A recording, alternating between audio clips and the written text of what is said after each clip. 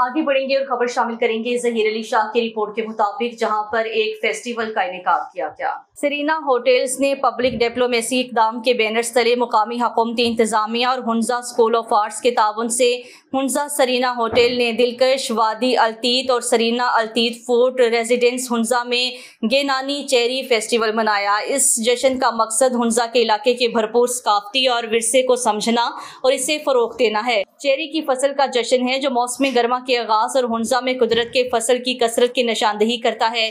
इस तकरीब ने मुकामी लोगों, सियाहों और सकाफती शायकीन को त्योहारों में हिस्सा लेने के लिए इकट्ठा किया, जिसमें रवायती मौसीकी और लजीज चेरी मुकामी रवायती खाना जिसके लिए ये खित्ता मशहूर है।